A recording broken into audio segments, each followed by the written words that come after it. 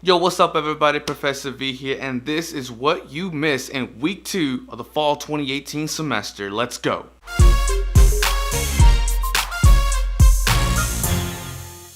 So yes, another series, but this one is aimed directly at my students at Wharton County Junior College. In this series, I will go over concepts that I intended to cover in class, however, ran out of time.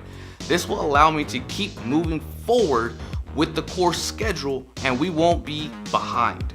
However, if you're not a current student but would like to watch, first of all, thank you for watching. Secondly, hopefully these videos will also be educational as well. So first, I will talk about Psychology 2301, General Psychology.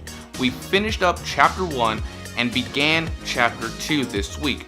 We had to do some skipping around because of time. But for the most part, I covered the more complicated parts in class. Let's quickly review the two concepts, the action potential and synaptic transmission. This is the slide in which we saw in class on action potentials. The action potential is the electrical message that goes down the axon. The resting potential is when the neuron is not firing an action potential down its axon, and the measurement of voltage of a neuron at rest is approximately -70 millivolts. This means that the inside of a neuron has a charge of -70 millivolts.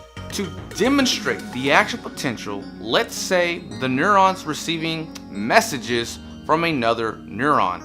As the neuron receives messages, the polarity or charge of the neuron will shift.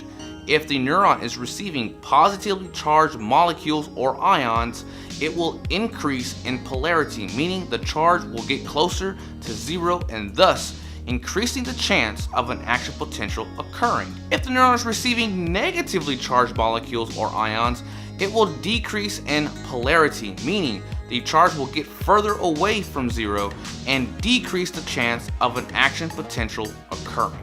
Ions are either positively or negatively charged molecules that are dissolved within the fluid inside of a neuron as well as the fluid outside of a neuron. At a resting state, there are more potassium ions inside a neuron than outside, and there are more sodium ions on the outside of the neuron than inside. If the neuron received enough positive ions, it will eventually reach its threshold. The threshold of a neuron is the most amount of positive ions a neuron can take and thus fires an action potential down the axon. For example, we will say the neuron's threshold is -60 millivolts. So once the neuron receives enough positive ions, it reaches its threshold and the neuron fires an action potential down the axon. Now this is the part where we didn't go through in class. Those layers of myelin sheath that protect the axon, there are actually spaces between them. Those spaces are called nodes of Ranvier, and at each of the nodes the action potential occurs again. This is called saltatory propagation. This is to allow the action potential to recharge and to be certain that the electrical message is the same once it reaches the axon terminals at the ends of the axon. So you can see here that an action potential happens multiple times down the axon as it travels to the axon terminals. Imagine that an action potential takes place at each node of Ranvier. When the action potential occurs, it is the sudden reversal of polarity of the inside of the neuron. Sodium ions are let inside the neuron quickly and thus pushes out the potassium ions that are inside. This is because of electrostatic pressure. With both of them being positively charged, they retract each other like two positive ends of a magnet. This sudden rush of sodium ions inside the neuron creates this reversal of polarity, and because so many positively charged sodium ions enter, the polarity of the neuron reached well above zero, near 50 millivolts. As the action potential passes down to the next node of Ranvier, the node that just created the action potential then returns to a resting state. the sodium ions are pumped out of the inside of the neuron, and negatively charged ions that are always inside the neuron, sulfate and phosphate, attract the potassium ions back inside. Again, think of a magnet. When a positive side comes into contact with the negative side of a magnet, they stick together. It is this electrostatic pressure bringing the potassium back into the cell, and the node of Ranvier will eventually return to its resting state of -70 millivolts. This process occurs again and again and again at each node until the actual potential reaches the axon terminals. Wow, talk about a complicated process, but if you break it down to its stages, it shouldn't be too difficult to understand. Please let me know in class if you need further assistance, and I'll be more than happy to help out.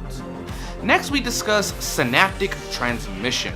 What happens to the actual potential when it reaches the axon terminals of a neuron? Just as with the actual potential, I skipped a few steps in class. First, the neuron that is sending the message is the presynaptic neuron, and the neuron that is receiving the message is called the postsynaptic neuron.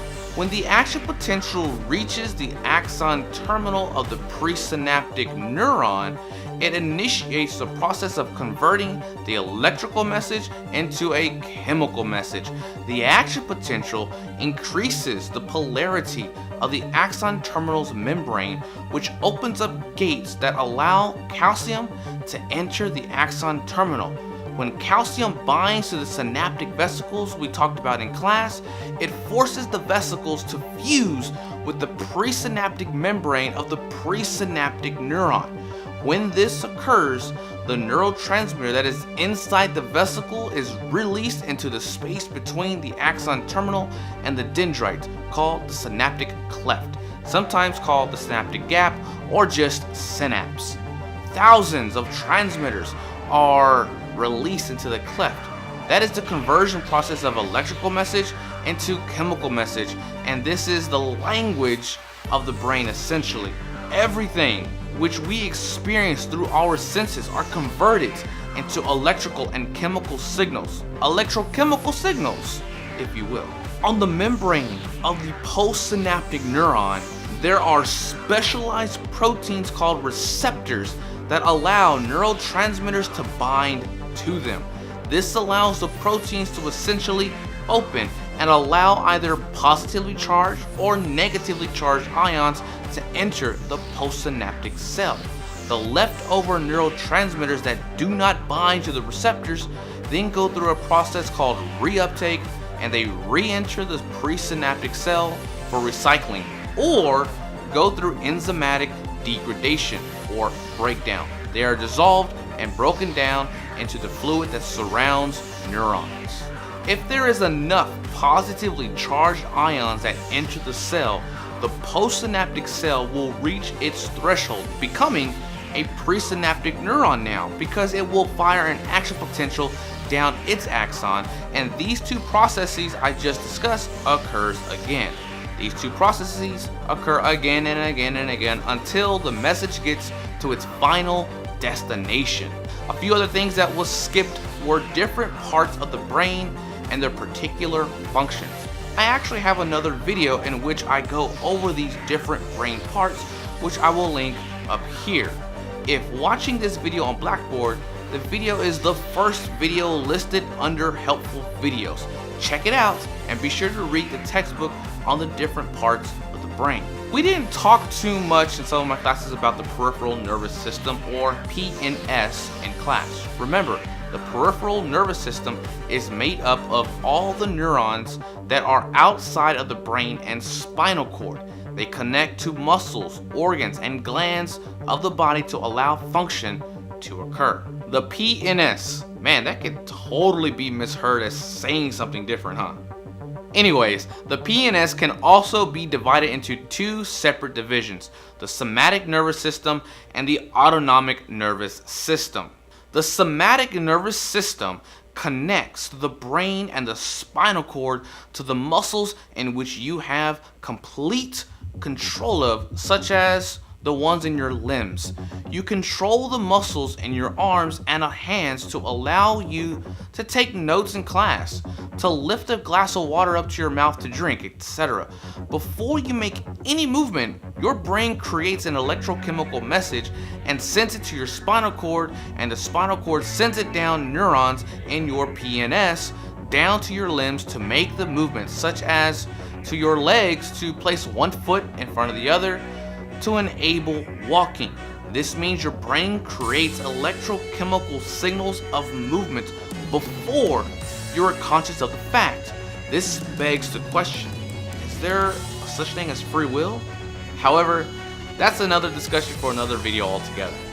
The autonomic nervous system controls the muscles you do not have direct control over, such as your heart. It tells the heart to keep beating by electrochemical signals. It sends messages to your eyelids to blink. It sends messages to your organs and glands as well to tell them to perform their certain functions, such as telling your lungs to inflate with air, or your adrenal glands to secrete its certain hormones. The autonomic nervous system can further be divided into two systems, the sympathetic nervous system and the parasympathetic nervous system. The sympathetic nervous system is the part of the nervous system that prepares your body for action and controls your fight or flight response. It is activated in stressful times, either mentally or physically. If you were to see a giant dog growling at you, barking at you, looking as if it's going to chase you down, you begin to feel nervous. Anxiety may set in, and your sympathetic nervous system becomes very active. Your pupils dilate, salivation decreases, your heart rate increases, your breathing rate increases, and you begin to sweat. And then you run. Run as fast as you can to get away. This is all caused by the activation of your sympathetic nervous system. But then all of a sudden, you turn the corner and the dog keeps running straight. And then you realize the dog is no longer chasing you, and your parasympathetic nervous system is activated to bring your body back down to a normal resting state. Your pupils constrict, your heart rate slows down, your breathing rate decreases back to a normal state, and you stop sweating.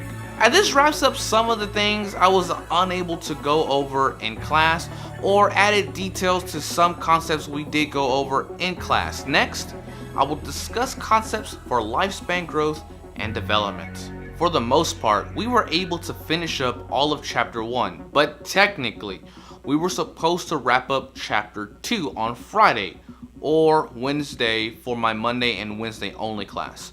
So we will be flying through chapter 2 to catch up, so be ready. One thing I wanted to go over is Erikson's theory of psychosocial development. There are 8 stages he defines in which we go through from the moment we are born until death. If you recall, I said there are conflicts in which a person goes through during life. Erikson described them as life crises. Here are the first 3 stages in which we will cover as the semester progresses.